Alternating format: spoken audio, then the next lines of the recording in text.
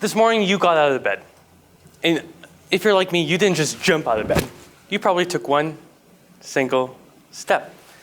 What about the walk to your car? You sprinted there? Probably not, because it's early in the morning. You probably took one single step. And my immigration journey is the same way. In August 2007, I'm 11 years old and about to turn 12 in the next month. My parents decided to take me to one of my favorite Chinese restaurants just across the block. We jump in the car and we're going, I'm not driving at this point, but we're driving, get to the restaurant, we order our noodles, we're sitting down on the mats. And I noticed my dad is abnormally quiet this evening. We're eating, and finally, there's an eerie pause. He looks at me, and we look at him, and he says, "Kids, we're moving to the United States." A single noodle drops from my mouth. Mr. Toastmaster, my fellow Toastmasters, and welcome guests. Immigration, just like any other process, begins with a certain amount of steps. It has patience, adversity, ups and downs, but in the end, it has a beautiful goal in mind. In December 2007, after 6 months of preparation, I finished 5th grade, pack up all my stuff with my family, and we jump on a 22-hour plane ride from South Africa, Pretoria, South Africa, all the way to New York City. We land, and our little jackets aren't good enough for the cold of New York City, as most of you guys have probably seen. We get off, and I'm shivering, and I'm looking around, and it's white everywhere, and everyone's sad, and no one looks like they're smiling. And I'm shivering, and looking at my dad. I'm like, "Is this home?" He says, "Yes." I said, "Oh boy." We visit New York City for a couple days, make our way down to Washington, D.C. to see the beautiful monuments. And finally, we take another 6-hour plane ride all the way to Houston, Texas. We get off the plane there, and it's not cold, it's muggy. It is humid beyond belief. And again, I look at my dad, he looks at me. I said, "Is this home?" He says, "Yes, son, it is." I said, "Oh boy." I lived in a little city in Houston called The Woodlands. And The Woodlands has a lot of amazing things. It has a great Target, has a lot of woods, has a lot of woods, has a lot of woods, and a lot of humidity. I loved it. And I lived there for 3 more years, until December of 2010, 3 years after we had immigrated to the United States. We just toured the local high school, and I was excited to join. I had a ton of friends. I finally get to pick the classes that I want, and I got a sweet babe right by my side.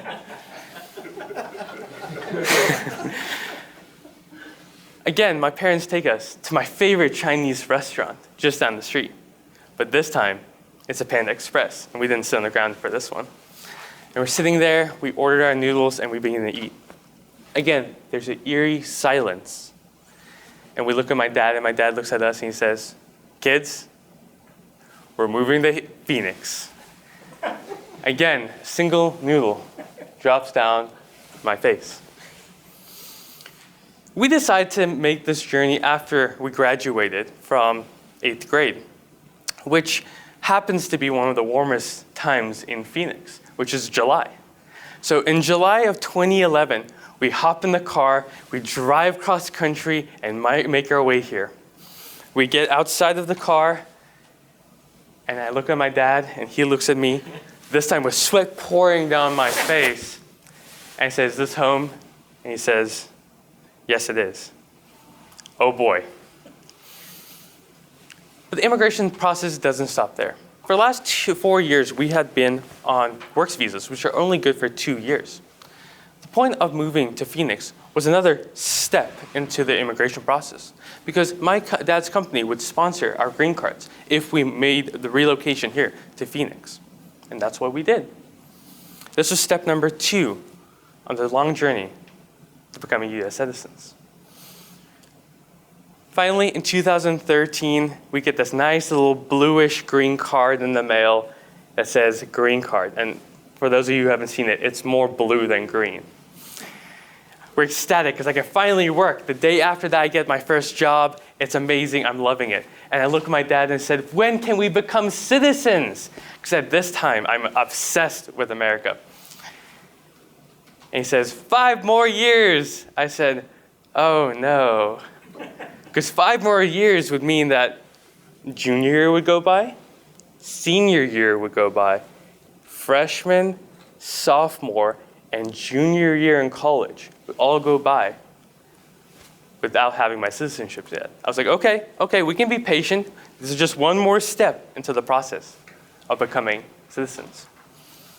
Finally, in 2018, my parents signed the last couple of paperwork, sent a nice big old check to Uncle Sam, and we began to wait.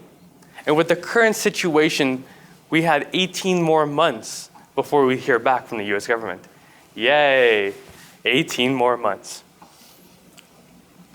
Last week, I got an interesting letter in the mail that says, congratulations, you are going to Tucson, Arizona on July 24th to sit for your citizenship exam.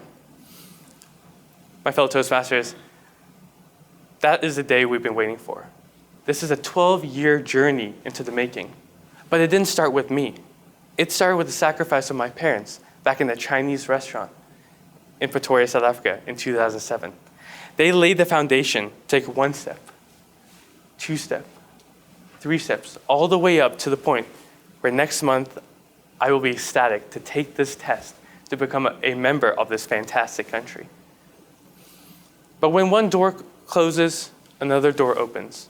And I will be beginning a new journey, a journey of citizenship. And I will do the same thing that my parents did back in South Africa by taking 1 solid step. Mr. Toastmaster.